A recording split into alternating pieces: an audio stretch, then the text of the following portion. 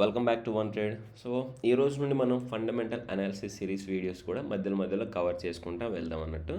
So fundamental analysis సిరీస్లో మనం starting basics నుంచి ఒక స్టాక్ అనాలిసిస్ ఎలా చేయాలి అక్కడి వరకు నేర్చుకుందాం. డైరెక్టే స్టాక్ అనాలిసిస్ చెప్పట్లేదు నేను, ఎందుకంటే డైరెక్ట్ స్టాక్ అనాలిసిస్ చెప్తే ఇప్పుడు ఎవరైతే కొత్తగా మార్కెట్లోకి వస్తున్నారో వాళ్ళకు ఒక ఫ్లో ఉండదు. ఈవెన్ మనలో అయినా కొందరికి స్టాక్ అంటే ఏంటి, సో ఎలా జరుగుతుంది బై అండ్ సెల్, నెక్స్ట్ బ్రోకర్కి ఎక్స్చేంజ్కి మధ్య ఇంటర్మీడియట్ కనెక్షన్ ఎలా ఉంటుంది, బ్రోకర్కి ఒక పర్సన్కి ఎలా ఉంటుంది, మ్యూచువల్ ఫండ్స్ ఎలా డైరెక్ట్ ఇండైరెక్ట్గా జరుగుతూ ఉంటాయి, స్టాక్స్ ఎలా డైరెక్ట్ ఇండైరెక్ట్గా జరుగుతూ ఉంటాయి, వీటన్నిటి గురించి మాట్లాడుతూ స్లోగా మన ఫండమెంటల్ అనాలిసిస్ సిరీస్ ఫుల్గా కవర్ చేద్దాం. అది నేను అనుకుంటున్నా.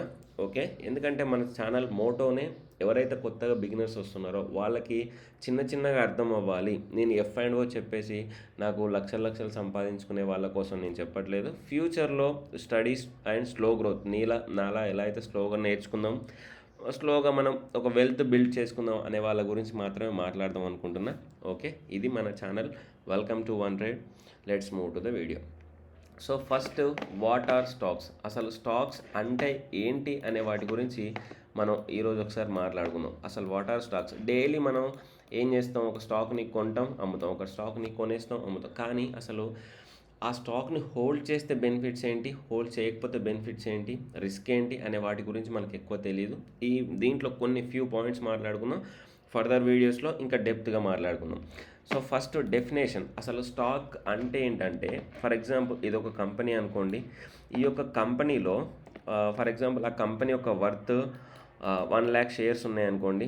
ఈ 1,00,000 షేర్స్లో నేను కొంచెం తీసుకుంటున్నా, ఒక 1% స్టాక్ తీసేసుకుంటాను. 1% మీన్స్ ఒక 1,000 షేర్స్ బై చేశాను. ఒక 1,000 షేర్స్ నువ్వు బై చేసావు అంటే ఆ కంపెనీలో 1% వాటా నువ్వు హోల్డ్ చేస్తున్నట్టు. ఇది డైలీ చేసే వాళ్ళ కోసం కాదు, అంటే డే ట్రేడింగ్ చేసే వాళ్ళకి కానీ, F&O చేసే వాళ్ళకి కానీ, ఇప్పుడు నేను చెప్పే టాపిక్స్ కానీ, ఇక్కడ చెప్పే పాయింట్స్ వర్కౌట్ అవ్వవు. ఎవరైతే హోల్డ్ చేస్తున్నారో, ఒక స్టాక్ని హోల్డ్ చేసే వాళ్ళకి మాత్రమే ఇది వర్కౌట్ అవుతుంది అన్నట్టు. సో 1,00,000 షేర్లు ఉన్న కంపెనీలో నేను ఒక 1,000 షేర్స్ కొన్నా అంటే ఆ కంపెనీలో నేను 1% ఓనర్ని అయినట్టు. మీ పాయింట్ మంచిగా అర్థం చేసుకోండి. అంటే ఒక స్టాక్ని మనం లాంగ్ టర్మ్ హోల్డ్ చేస్తున్నాము అని అంటే ఆ కంపెనీలో నేను ఒక ఓనర్ని అని నువ్వు మాట్లాడుకోవచ్చు. ఎప్పటి వరకు అంటే నువ్వు ఆ స్టాక్ని అమ్మనంత వరకు. నువ్వు ఆ స్టాక్ని అమ్మేసావు అంటే నీకు ఆ ఓనర్షిప్ పోయినట్టే. ఇది నీకు స్టాక్ మార్కెట్లో స్టాక్ అంటే ఏంటి. Okay, stocks represent ownership in a public traded company. When you buy A company stock you become part owner of that company. అర్థమైంది కదా. సో ఇది ఒక స్టాక్ తీసుకున్నావు, హోల్డ్ చేస్తున్నావు అంటే ఆ కంపెనీలో నువ్వు ఒక ఓనర్ అని. 1% కాదు, 1 స్టాక్ తీసుకున్నా మీరు ఓనర్ అన్నట్టే. అది మనం ఫస్ట్ పాయింట్ గుర్తుపెట్టుకోవాల్సింది. సో ఇప్పుడు ఒక ఫ్యూ పాయింట్స్ మాట్లాడుకుందాం, 4 to 5 పాయింట్స్ మాట్లాడుకుందాం. దాంట్లో first point, stocks represent ownership in a company. Just మనం మాట్లాడినట్టు ఒక కంపెనీ యొక్క ఓనర్షిప్ని రిప్రజెంట్ చేస్తుంది మనం ఒక స్టాక్ని తీసేసుకుంటే. This means that you have a claim on portion of the companies assets and earnings. So assets and earnings పైన నీకేంటంటే కొంచెం రైట్ ఉన్నట్టు అన్నట్టు. ఫర్ ఎగ్జాంపుల్ దాంట్లో వచ్చే బెనిఫిట్స్ కానీ అవన్నీ మనకు కూడా వర్తించే ఛాన్సెస్ చాలా ఉంటాయి. సో ఇది మనకు ఒక stock first point. Next second, stocks can be bought and sold on stock exchanges. Stock exchanges లేకపోతే స్టాక్ మార్కెట్ అనగానే మీకు గుర్తు రావాల్సినవి NSE అండ్ BSE. ఈ రెండే మనకు స్టాక్ ఎక్స్చేంజెస్ ప్రజెంట్.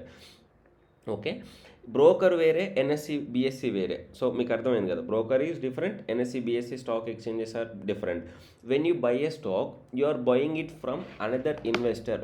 ఒకసారి నువ్వు బై చేస్తున్నావు అంటే ఒక సెల్లర్ సెల్ చేస్తున్నాడు అని మీకు అర్థమైంది కదా. ఇప్పుడు నువ్వు ఒక స్టాక్ని బై చేస్తున్నావు అంటే చేయడానికి ఎవరైనా సెల్ చేయాలి కదా, సెల్ చేస్తున్నారు అంటే వీళ్ళిద్దరి మధ్య ఉండేవాళ్ళే ఈ స్టాక్ ఎక్స్చేంజెస్. అంటే ఒక బయ్యర్కి ఒక సెల్లర్కి మధ్యలో ఉండేవాళ్ళే స్టాక్ ఎక్స్చేంజెస్ అన్నట్టు. వీళ్ళు బ్రోకర్ కాదు, స్టాక్ ఎక్స్చేంజెస్. సో ఇలా ఉంటుంది అన్నట్టు. అంటే స్టాక్ బై చేయడం, సేల్ చేయడం అనేది వీళ్ళిద్దరి మధ్య డిపెండ్ అయి ఉంటుంది. ఓకే, ఆ స్టాక్ మూవ్ అవ్వడానికి కూడా వీళ్ళే రీజన్ అన్నట్టు. ఒకరు కొంటున్నారు అంటే ఒకరు అమ్ముతున్నారు. ఈ ప్రైస్ సప్లై అండ్ డిమాండ్ని బట్టే స్టాక్ పెరగాల పడిపోవాలా అనేది డిసైడ్ చేస్తుంది. Next stocks can be provide income in the form of dividends. So మీకు డివిడెండ్స్ అంటే అర్థమై ఉంటుంది. ఎవరైనా ఎప్పుడైనా మీకు డివిడెండ్స్ వచ్చాయా? మీరు ఏదైనా స్టాక్ హోల్డ్ చేస్తున్నారా? హోల్డ్ చేస్తే మీకు డివిడెండ్ వస్తే ఒకసారి కామెంట్ సెక్షన్లో మెన్షన్ చేయండి. ఏ స్టాక్ ఎంత డివిడెండ్ వచ్చింది ఒకసారి మెన్షన్ చేస్తే మన వాళ్ళకి కూడా ఒకసారి ఐడియా ఉంటుంది. So stocks can provide income in the form of dividends. అసలు డివిడెండ్ ఎందుకు ప్రొవైడ్ చేస్తారు అంటే, some companies pay dividends on to their shareholders which is a portion of the company's profit. ఒకవేళ నీకు ఒక కంపెనీ ఒక ప్రాఫిట్ సమ్ రీసెంట్గా మంచి ప్రాఫిట్లో రన్ అవుతుంది. సో ప్రాఫిట్లో రన్ అవుతున్నప్పుడు ఈ క్వార్టర్లీ కానీ యాన్యువల్లీ కానీ కొంచెం డివిడెంట్ అనేది ఎవరైతే ఇన్వెస్టర్స్ ఉంటారో వాళ్ళకు షేర్ చేస్తారు అన్నట్టు. ఇది అందరు షేర్ చేయరు. మళ్ళీ కొన్ని కంపెనీస్ అందుకే డివిడెంట్ స్టాక్స్ అని సపరేట్గా ఉంటాయి. డివిడెంట్ జనరేటింగ్ స్టాక్స్ అవి రెగ్యులర్గా డివిడెండ్స్ పోస్ట్ చేస్తూనే ఉంటాయి. చాలా వరకు ఏంటంటే ఎక్కువ అమౌంట్ పెట్టేసి ఆ స్టాక్లో వదిలేస్తూ ఉంటారు, రెగ్యులర్గా డివిడెండ్స్ వస్తూ ఉంటుంది. సో ఇది మనకు డివిడెంట్ అన్నట్టు. ఆ తర్వాత నెక్స్ట్ ఇంకొక point, stocks can B volatile.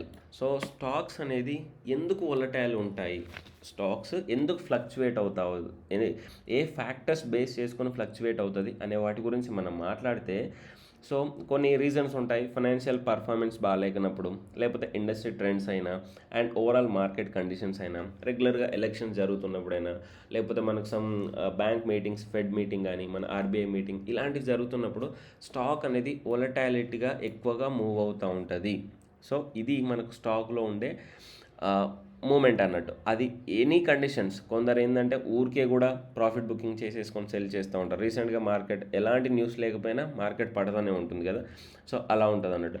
This means that investing in stocks can B risky and it's important to diversify your investments to manage that risk. So మనం రీసెంట్గా టెలిగ్రామ్లో మెన్షన్ చేసినట్టు ఒకే స్టాక్లో మొత్తం ఇన్వెస్ట్మెంట్ చేయకూడదు, ఒకే సెక్టార్లో కూడా మొత్తం ఇన్వెస్ట్మెంట్ చేయకూడదు, ఒకే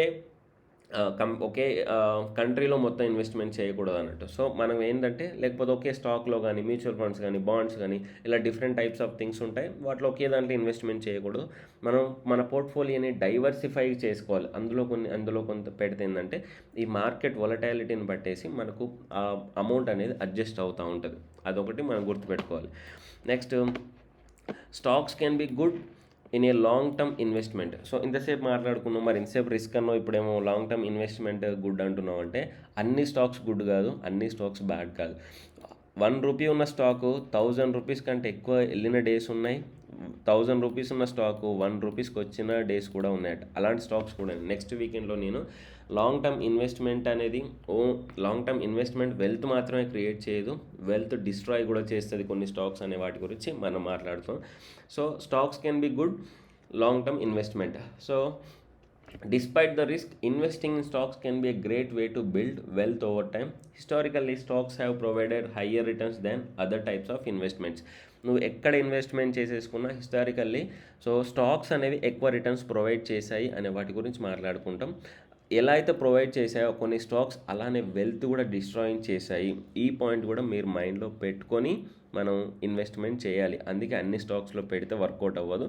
ఎలాంటి స్టాక్స్ అనేవి ఈ ఫండమెంటల్ అనాలిసిస్ చేసుకొని, ఫండమెంటల్ అండ్ టెక్నికల్ అనాలిసిస్ చేసిన తర్వాతనే ఇన్వెస్ట్మెంట్ చేసుకోవాలి. సో ఇది మన వీడియో.